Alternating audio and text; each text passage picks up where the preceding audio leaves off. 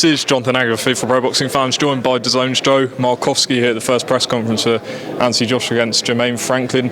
Joe, the start of a new deal with Anthony Joshua, exclusive broadcaster. In terms of this fight, I said to Eddie, you have the Klitschko fights, the Ruiz fights, but this is the first fight that I can remember. Maybe people would correct me that people have been saying if he loses, it's career over, which would be surely a problem for you guys. So do you go along with that? That's one of his most significant fights? It's definitely one of his most significant fights. I'm not going to stand here and say that if he loses, his career's over. I think that's hyperbole.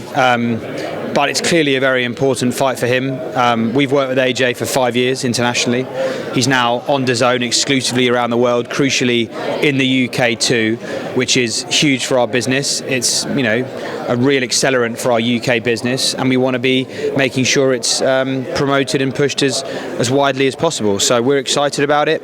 I'm looking forward to backing it up with a very strong schedule across the first half of the year that we announced this week. Obviously, the news this week that you've changed sort of the price structure. One thing I wanted to ask you specifically on the flexi price was if, say, a casual fan who just watches AJ signs up on April 1st and then decides on April 2nd he wants to get rid of it and cancel his subscription on April 2nd, surely then that goes to the next month, so it's 30 days. It's past 30 days, so would he be charged 2 months worth? It's 30 days after you cancel your subscription ends. Clearly, the vast majority of your audience are going to be hardcore boxing fans. They're watching your channel, they're seeking out your content. We want to prioritise serving that group of people with the best possible value offer we can. We've been extremely good to those customers. I'd go as far to say that we have subsidised their content consumption for a long time. We're going to build a business now that's sustainable and sustainably profitable, and to do that we had to segment the different offers we're putting to different segments of customers. If you are a tourist coming in for one fight and then leaving, we're very happy for you to behave like that, but clearly we're not going to give you as good a price point as those people who are willing to commit to DAZN on an annual basis or commit to an annual relationship that's paid on a monthly basis. We want to make sure that we're prioritising that loyalty and rewarding that loyalty. For those customers, there's a reason we announced the 6-month schedule. We believe we deliver consistently the best schedule in boxing. The UK schedule we've announced this week is the strongest in the UK. AJ's a part of that. It's going to be supplemented and added to by our US programming, our international programming, and if some of your audience want to watch it, the Misfits X Series stuff too, which they may not want to. We are recognised as a separate product. We are continuing to add value for boxing fans. Above and beyond that, we are adding PFL MMA, we're adding a strong collection of women's sport, including the Women's Champions League, and we're going out of our way to sign new rights deals with new properties. NFL Game Pass 10-year deal announced this week too. So we are evolving what we are as a business. We're evolving how we serve customers with value. This is an example and part of that strategy to make sure that we're maintaining the value we have been giving to that hardcore base of loyal boxing fans that have been with us since we started. I understand, but going back to that, if they were to go over the 30-day and don't go further than, say, 1 day, surely, is there a subsided rate if you cancel within, say, the next month? The subscription ends 30 days after you end it. So people can do their own homework on maths and what content they want to watch.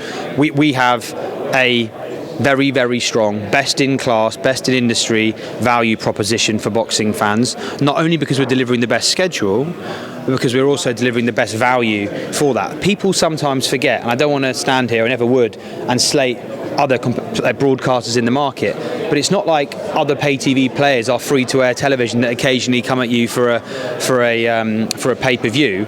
These are pay-per-views on top of an existing content subscription that you have to that service. So I think sometimes DAZN get held to a bit of an unfair standard because of the attractiveness of our launch price point, which was £1.99. That's the subsidisation of content I'm talking about. We did that to make a name for ourselves, to introduce ourselves to the UK sporting public, particularly the boxing public.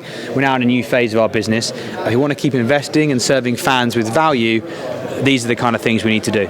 Just two more, because I appreciate you've got to go in a second.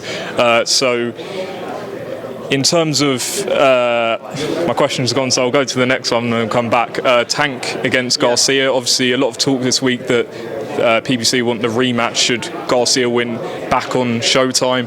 Obviously, you guys, or Oscar's digging his heels in. As far as you're concerned, if that first fight's on Showtime, does the rematch, if Garcia wins, have to be on DAZN? There's a contract process going through right now. We've played a part in shaping that. We've made a deal in principle for the broadcast arrangement. The promoters are working to close out a deal that will formalise it. I'm in LA next week. I'm seeing Golden Boy. I'm seeing Ryan Garcia. I hope we can close it out. And I think if we do, it will be a great demonstration that boxing can come together, different boxing entities can come together and make big fights happen in a way that wasn't happening 2 or 3 years ago. So that's our priority. We're not standing in the way of that, but clearly the deal needs to be fair for all sides. Final question. We've spoken in the past about when you were talking about acquiring BT in terms of getting the football rights, and people who have criticised DAZN have said that without the football it's very difficult to attract subscribers despite the other sports. So in hindsight, is there any regret that that deal didn't materialise and having Premier League rights? No, because the price point agreed for that deal was above what we were willing to pay, and we're focused on building a profitable business that has sustainability and can grow in time. Our business is in the healthiest place it's ever been. Boxing business, definitely true. Our global business in terms of the number of markets we're in, how profitable those markets are in, how well they're performing, the content deals we're doing, the brand awareness of DAZN around the world, all of those things have properly moved forward positively in the last year, 18 months. We're not going to get distracted by shiny toys that can distract us and draw the attention. We will build a business that's sustainable. We'll do good deals that allow our business to grow in a healthy way. So that's what we're focused on. As and when a deal becomes available for us to take bigger content in the UK that will grow what we are and expand who we reach, we'll do that. The NFL Game Pass deal is a very good example of that. But right now, we're not talking about football or soccer. We're talking about boxing. We're talking about NFL. We're talking about women's football. We're talking about MMA with the PFL. We're growing what we are, and the UK content proposition is getting better and better. Joe, appreciate your time and we look forward to April 1st. Thank you.